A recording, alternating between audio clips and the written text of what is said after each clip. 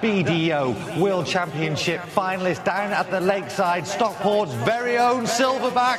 Please welcome Tony O'Shea.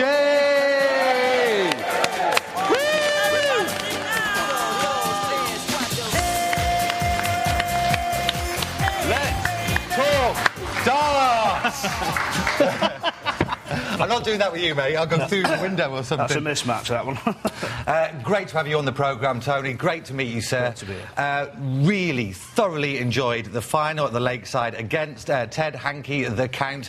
Which other sport could you possibly have the Silverback versus the Count? It was fantastic, hugely exhilarating. What a great fight back you made, but so far yet so narrowly missed out. Yeah, it was a really enjoyable game. It was a fantastic spectacle. I thought he'd run away with it in the early stages, but that fight back after the break, yeah, I was really chuffed to come back and make a close game of it. Because, of course, it was only 12 months ago that he almost hung up his arrows. He had a big bit of a hissy fit, shall we say, and that he's sort of gathered himself together and came back and was, well, a real dominant force. I mean, how topsy-turvy is it as a sport that one year you can be really down in the doldrums, the next year you can be a world champion? Well, he's changed his lifestyle a bit. He's not getting as stressed as he used to. I mean, this tournament, we were just waiting for him to explode each round, but he didn't. He kept himself together. You're quite a calm individual, though, aren't you, despite your nickname? Well, that comes with 47 years of experience, I suppose. What's the secret of your success? I mean, what do you do before you go on the hockey? Well, obviously, I like to visit the bar now and again.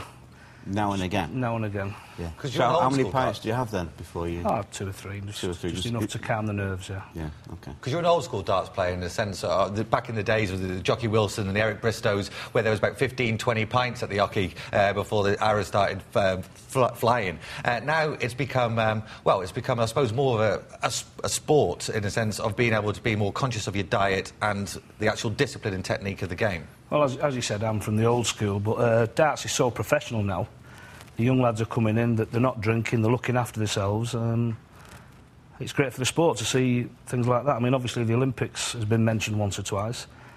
That sort of image is going to be perfect for the Olympics. I'll probably be too old when it does come in, but it's nice. So when you fill your census form in, do you put Mr Silverback or Mr O'Shea? I've never actually thought about that. But most people call you Silverback. Well, exactly. I mean, even in the street, out shopping... Yeah. People forget my first name, it's always Silverback. And do you have a few reasons how you became Silverback, or do you tell the truth? Because that's what we want to hear now. How did you become known as Silverback? 20 plus years ago, there was a really old sport in England called mooning. And one bus to another... What is that mooning? I'll show you in a minute. No. Oh, yes. Right, go on. One bus, we used to go to darts matches, take 2 coaches, and as one would overtake the other, we used to... bit of mooning, and... I've got a really hairy bottom, apparently. I don't know, I've never seen it. So. Yeah. And that's where it came from, really. Somebody said it was hairy and I looked like a gorilla. And Well, Tony, what we could do, we could actually bare our backsides at this window there to the people coming in from Victoria Station to see who's got the hairiest bum. But maybe not. No, maybe not. No. And then when you got into darts in an unusual way as well, didn't you? Because you were, used to go quite a lot, like all young fellas do, to the pub and whatnot, and you're playing pool, and what happened then? Well, the football team used to go there and play pool, and there was almost a riot one week when they put the price of the pool up from 10 pence to 20 pence, and so we stopped playing, we all played darts then, because it was free. So. And how long ago was that? 20 plus years. Right, and nowadays you play in pub teams, don't you? You're a professional darts player, you used to be a greenkeeper, and you spend all your time playing darts, practising, but you have a little hobby in the day, don't you? Because your wife's a lollipop lady, isn't she? So she goes out helping children across the road. What do you do during the day?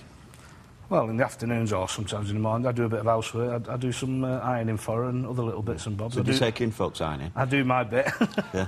There you have it, ladies and gentlemen, live and exclusive on Breakfast Television. The Silverback is a metrosexual. Oh, no. That's a new word. I'll explain later. Really, no connotations of what you may be suggesting.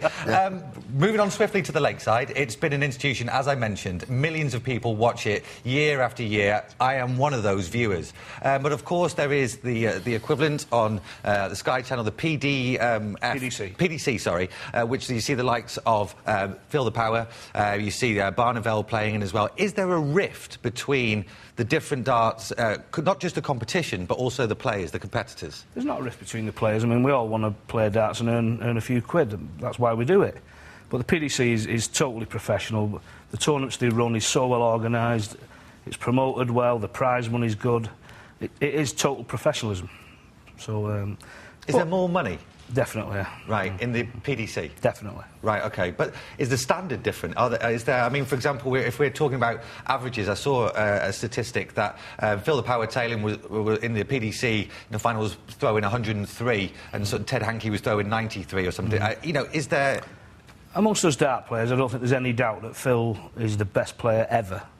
And he's going to win virtually everything, no matter which code he played in.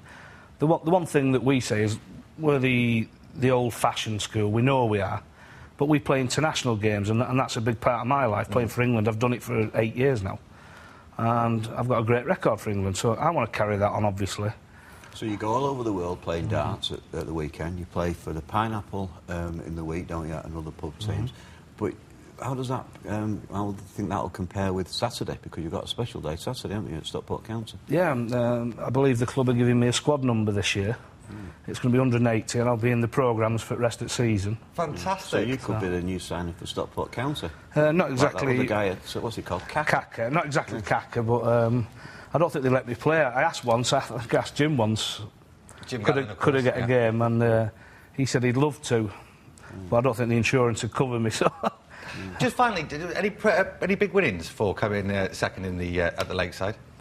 £30,000 was my runners-up money. That's not bad, eh? No. That's not bad at all. But £30,000 is pennies when you compare, talking about Kaka and the money that them guys are going for. 1 week's Kaka wages would bail Stockport County out for life, I think. So that's a plea to the Sheikh. Any sheikhs that are watching, please come to Edgeley Park and bring your chequebooks. Tony, absolute pleasure, a joy and a privilege to be speaking to you and joining us on the couch this morning. Sebco, if you're watching this morning, then here we have a plea that darts, the game of arrows, should be in the Olympics 2012. Otherwise, we'll send the Silverback round.